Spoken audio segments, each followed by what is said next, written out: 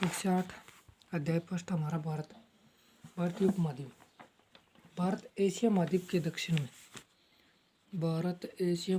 दक्षिण में स्थित एक अलग ही स्वतंत्र भौगोलिक प्रदेश के रूप में नजर आता है। इसके उत्तर पश्चिम में देखो, भारत के उत्तर पश्चिम में किरथर, सुलेमान और हिंदू कुश ये पर्वत श्रृंखलाएं हैं, जहाँ से उत्तर पूर्व तक हिमालय पर्वत श्रृंखला विद्यमान है। उत्तर पूर्व में अराकानयोमा की पहाड़ियाँ जो पश्चिम म्यांमार में बंगाल की खाड़ी के साथ साथ दक्षिण से उत्तर की ओर बढ़ते हुए हिमालय में मिल जाती है। ये ऊंची और दुर्गम पर्वत श्रृंखलाएं शेष एशिया से भारतीय उपमहाद्वीप को अलग करती हैं।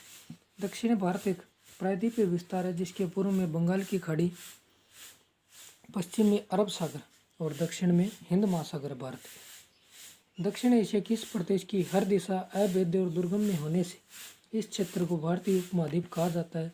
ऐसा सतत विस्तृत भूभाग जो प्राय चारों ओर से विशाल जलराशि से घिरा हो महाद्वीप के नाम से जाना जाता है। देखो, महाद्वीप किसे कहा जाता है कि ऐसा भूभाग जिसके चारों ओर विशाल जलराशि हो या विशाल जल हो, उसे उपमहाद्वीप कहा जाता है, नहीं महाद्वीप कहा जाता है। जबकि महाद्वीप में स्थित ऐसा प्रदेश जो भौगोलिक, सांस्कृतिक या पर्यावरणीय दृष्टि से स्वतः पूर्ण हो, उपमहाद्वीप कहलाता है। इस भारत की भौगोलिक स्थिति और बनावट ने इसे एक विशिष्ट मानसूनी जलवायु प्रदान की है। इस कारण से इसे मानसूनी प्रदेश भी कहा जाता है। उत्तर में हिमालय की ऊंची पर्वत श्रृंखलाएं भारतीय उपमहाद्वीप में वर्षा कराने में सहायक हैं।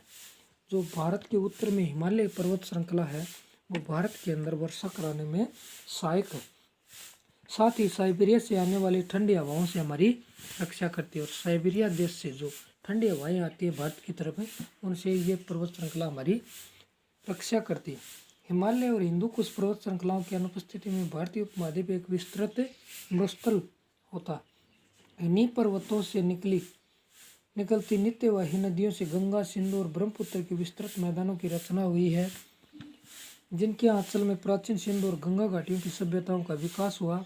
भारतीय उपमहाद्वीप के उत्तर पश्चिम और उत्तर पूर्व में ऊंची पर्वत श्रृंखलाओं के बीच कई घाटियां या दर्रे मौजूद हैं।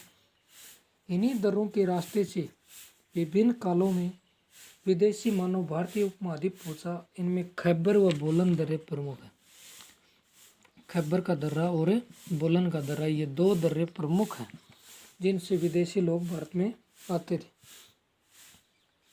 उत्तर में स्थित दर्रों से तिब्बत के रास्ते खुले। पूर्वोत्तर के दर्रों द्वारा म्यांमार के सियान पठार से विदेशी मानव उत्तरी पूर्वी क्षेत्रों में आया और बाद में भारत के अन्य क्षेत्रों में फैल गया। अलग अलग समय में विभिन्न मानव समुदाय अपनी संस्कृतियों के साथ भारतीय उपमहाद्वीप में आते रहे। कुछ अपने से पहले बसे समुदायों के साथ घुल मिल गए और कुछ दूसरों ने अपनी पहचान अलग से बनाए रखी। अलग अलग संस्कृतियां, बोलियां, धार्मिक विश्वास व काम करने के तरीकों का प्रभाव कालांतर में एक दूसरे पर पड़ता रहा। इस तरह भारतीय उपमहाद्वीप में संस्कृतियों के विकास के साथ जहां सांस्कृतिक अनेकता का सिलसिला बना, वहीं प्रभावशाली सभ्यताओं ने विभिन्न संस्कृतियों के बीच आदान प्रदान के द्वारा इन्हें एक सूत्र में बांधने का प्रयास